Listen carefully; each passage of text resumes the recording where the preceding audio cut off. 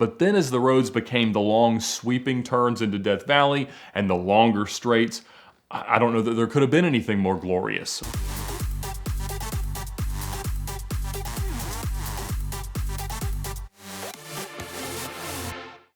Now, I'm not one personally to bask in a beach vacation. I don't like going out laying in the sand and getting bit by sand gnats and sunburnt and miserable and all of that. It's just not really for me. I don't do well at relaxing and being still, but I love a trip or a vacation that involves more of a route or a mission, and that's one of the reasons why I love car rallies. I've done many of them in the past, and I just got the opportunity to do goldRush Rally. It's one of the biggest rallies in the world, certainly one of the most prestigious, always some amazing supercars and hypercars and interesting cars, and so I had always wanted to do it, and this year I got the chance to do so, and I was representing Team ModFind. ModFind, in case you haven't heard of it, is a marketplace for car parts, car things, and even cars at times, mostly aftermarket stuff. New, used, OEM, aftermarket, all sorts of things you can find. I've listed a few things myself, from the VinWiki set and other things, to be sold on ModFind, and you can share the things to Facebook Marketplace and other sites and get kickbacks and all things like that. And so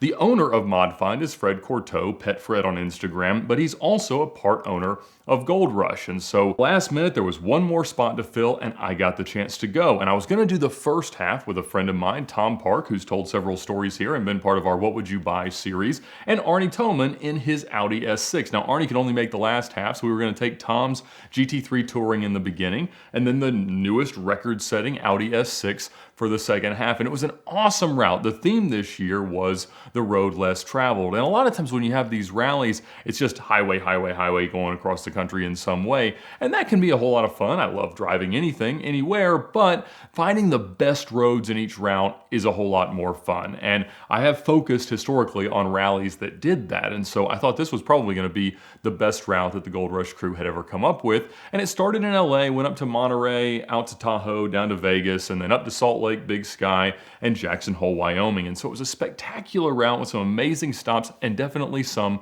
amazing roads. But anytime you're on one of these trips, one of the pervasive questions is, honestly, what is the best car for a rally like this? And there's always gonna be a lot of Lamborghinis and a lot of Porsches lately, because Huracans and even Aventadors are really, really great rally cars. They do well over the highway, they do well on twisty roads, but you're also gonna see a ton of Porsches. And certainly this year we had several GT3 RSs, several GT2 RSs, Tom's GT3, some turbos, Turbo S's, Turbo Cabs, all the range, really, of 911s, and you could see which ones were doing better in different parts. I mean, they're obviously great do-everything cars. When we were talking about the best car that you could buy for 150 to 200 grand, in my opinion, the only two viable options were a GT3 or the 430 Scuderia. Obviously, I love my Scud. We did a 6,000 mile round trip rally in it last summer, and I loved the car. Now, of course, it's not the most comfortable thing, so I wouldn't declare it the ultimate rally car, but at the same time, it is just a brilliant car to drive, and it feels so special to go out in it. So I was really excited to actually spend some more time behind the wheel of Tom's GT3, because for all the times I've tried with the roof, with the 993, with other cars that I've considered buying, I've never been able to just fall in love with a 911. They're brilliant cars, and if you're only gonna have one car, certainly it is the car to have. And so I was excited to do this. It was gonna be about, 1,500, 1,800 miles in each car.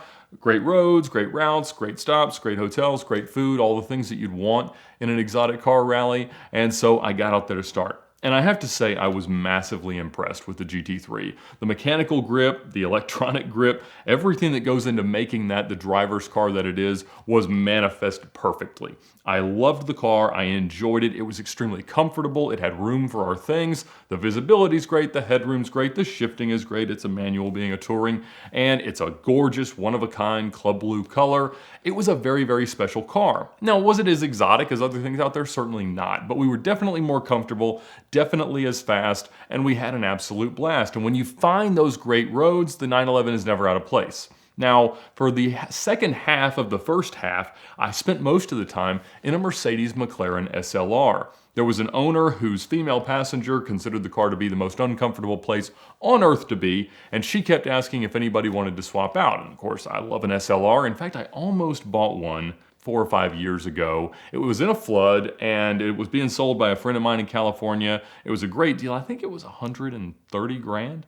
And so I was excited to have it. I told him I would take it. We agreed to a deal, and I told him I needed to move my LP640. At the time I had the Canadian theft recovery gray one, and I had it sold, but it was taking a little while. And so I called him to check in, and he had sold it. And that was okay. I mean, I certainly was upset at the time, but I wanted the car because I wanted to just experience something else.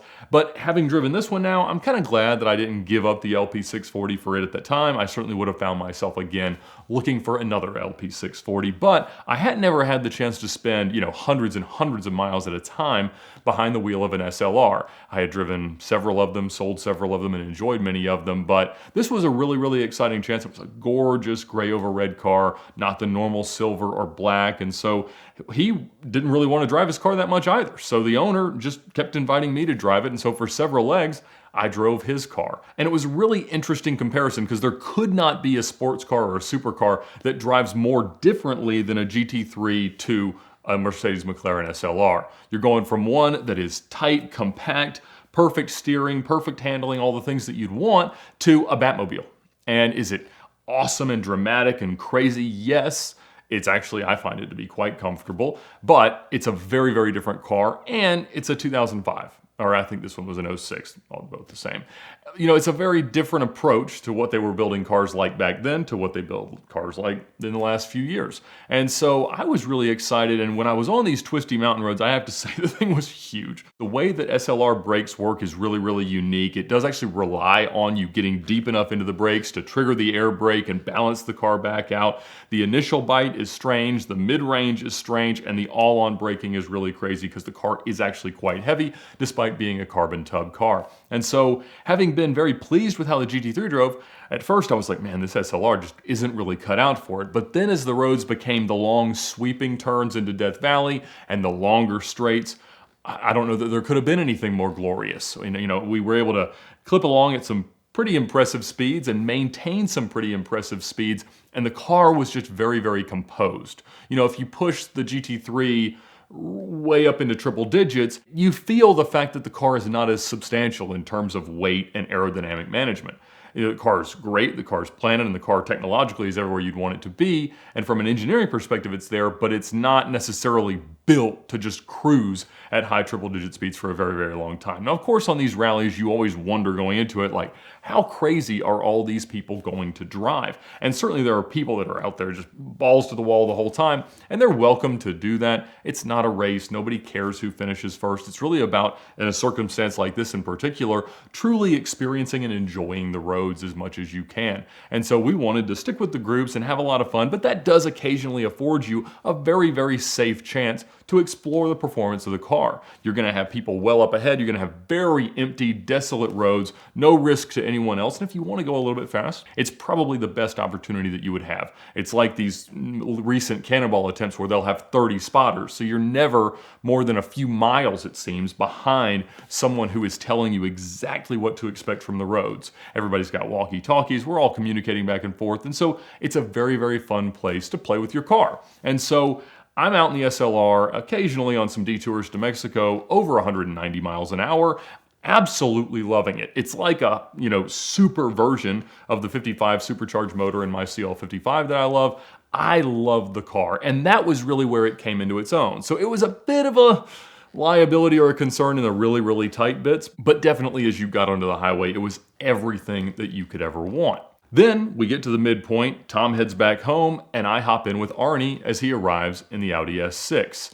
And of course, this is in theory the ultimate rally car because it's the ultimate cannonball car of the moment. It has every countermeasure, every gadget. It's as safe and comfortable as you could ever want a car to be. Arnie just did something impressive in it. It has all that presence to it. But of course, it's not really an exotic car. You don't use exotic cars for cannonball because they stick out too much. And so you're not out there in a Lamborghini, Ferrari, even a Porsche because they just stand out. People notice them more. A white Audi that looks kind of like a police car, nobody seems to care. So I was excited to get into there. I was excited to not have to worry about which nook and cranny I was going to stuff my bags into. I was excited to spend some time with Arnie, obviously, as well. And so continuing to represent Team ModFind in the ModFind Interceptor, we joined the crew and continued on from Vegas. And that car, I mean, it's incredible. Arnie is as great of a Cannonball car builder as you could ever want. That car has everything you could want. Stabilized binoculars, an automatic GPS-powered police scanner that just you turn it on and listen to cops. You could see everything, do everything. You had everything at your fingertips, all the tablets, all the navigation, all the things that you could ever want. And Arnie is a brilliant co-driver. And so not to discredit Tom or the SLR owner, but you can't do any better than Arnie. And so I was really having a lot of fun. The S6 is great. The suspension's too soft, the brakes are too weak. And so it certainly is not a car in a twisty bit that you're gonna be loving every moment of. I mean, I was at its limit most of the time as I was driving the car, but it was still really, the way that it was set up, the perfect rally car. And so as we neared the finish, I just kind of felt like, having seen all the other cars from Randy of Savage Garage's Koenigsegg and Pagani that were there, the Aventador SVJs, all the Huracans, all the Ferraris, all the things, I was like, you know, I don't know that any of these are exactly right, except for Ben from Wheels Boutique. He had a V8 GT4 Lusso. And honestly, I think that the Lusso, or even the FF, might be the best rally car that you could find. Fred was out there in probably the prettiest car that was on the trip. I love his Scud with the Marlboro wrap, which I guess he'd gotten a little bit of trouble for. And so he's now taking that off. But obviously I love the look of Ferraris running down the road. And I love the look of Lamborghinis going down the road. They have more presence to them in a congregated exotic car group. And I think if you were going to do a lot of rallies, you probably want to be in something more like that. But the 2+2 Ferraris give you a ton of luggage room, a ton of room for gadgets, big dashes, big seats, comfortable, good visibility, and they're pretty solid bulletproof cars lately. And so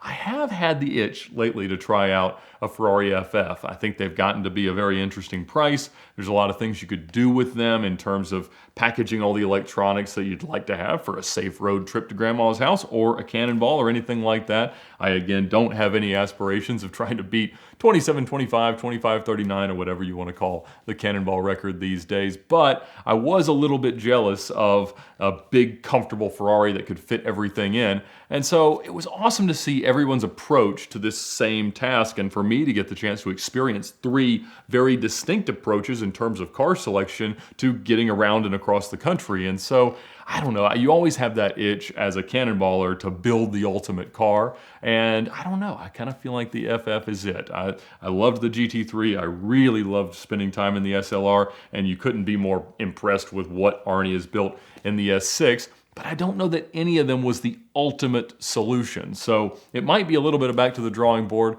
but spending time at the drawing board is an awful lot of fun.